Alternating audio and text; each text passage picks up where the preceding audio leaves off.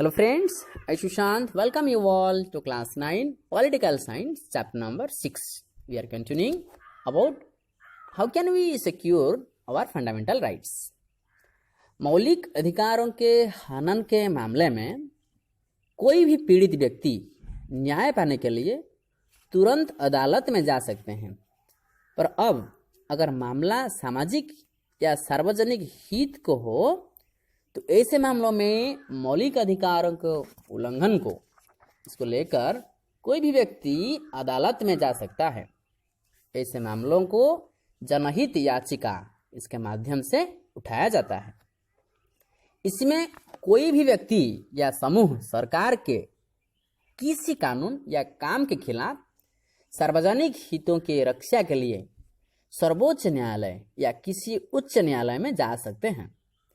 ऐसे मामले जज के नाम पोस्ट कार्ड पर लिखी अर्जी के माध्यम से भी उठाए जा सकते हैं। अगर न्यायाधीशों के लगे किसी सचमुच इस मामले में सार्वजनिक हितों पर चोट पहुंची रही है तो वे मामले को विचार के लिए स्वीकार कर सकते हैं। Next point, expanding scope of rights, अधिकारों का बढ़ता दायरा।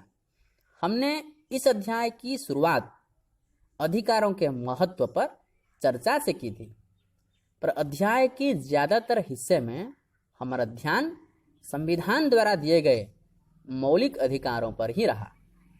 आप सोच सकते हैं कि संविधान द्वारा दिए गए जो मौलिक अधिकार ही नागरिकों को मिलने वाले अधिकार हैं।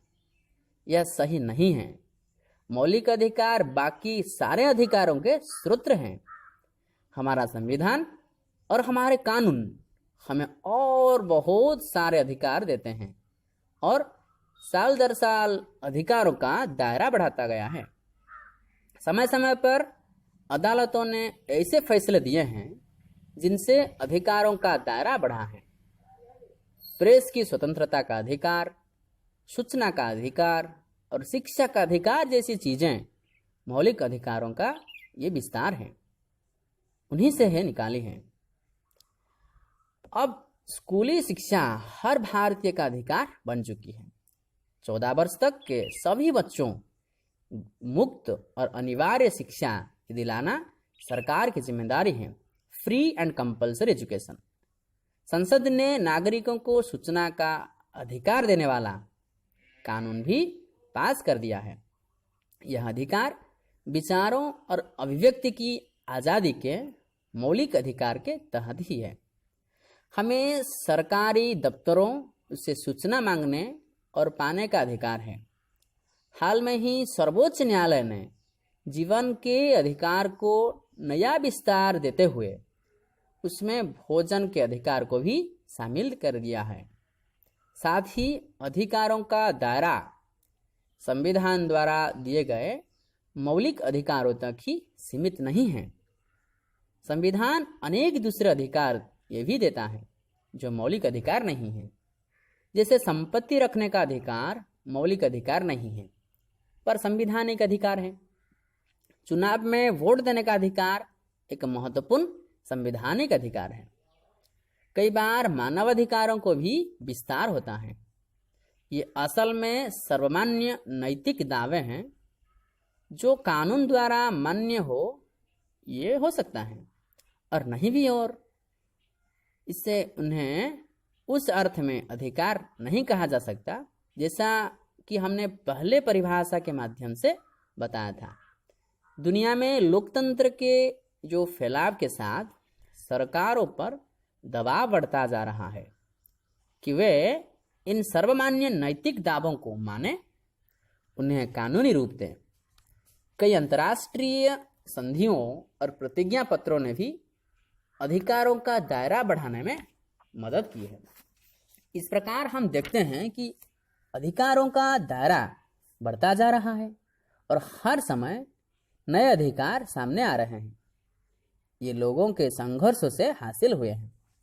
समाज के विकास या नए संविधानों के निर्माण के साथ नए अधिकार सामने आते हैं। संविधान बनाने संबंधी अध्याय में हमने देखा कि दक्षिण अफ्रीका के संविधान में नागरिकों को कई तरह के नए अधिकार मिले हैं। इनमें से कुछ इस प्रकार है, चलो देखते हैं कैसे है। जो निजता का अधिकार, इसके कारण नागरिकों और उनके घरों की तलाशी नहीं ली जा सकती, उनके फोन टैप नहीं किया जा सकते, उनकी चिट्ठी पत्री को खोलकर पढ़ा नहीं जा सकता।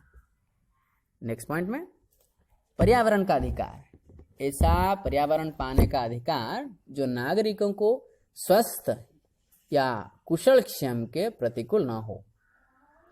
नेक्स्ट पॉइंट पर्याप्त आवास पाने का अधिकार। नेक्स्ट स्वास्थ्य सेवाओं, पर्याप्त भोजन और पानी तक पहुंच या अधिकार।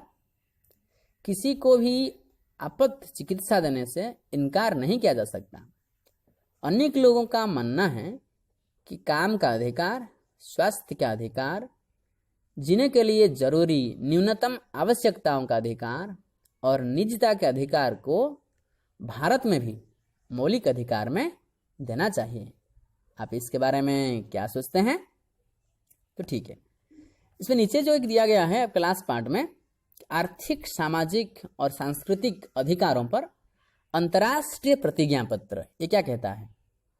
ये जो अंतर्राष्ट्रीय प्रतिज्ञा पत्र में अनेक ऐसे अधिकारों का मान्यता दी गई है जो भारतीय संविधान के मौलिक अधिकार से सीधे नहीं जुड़े हैं।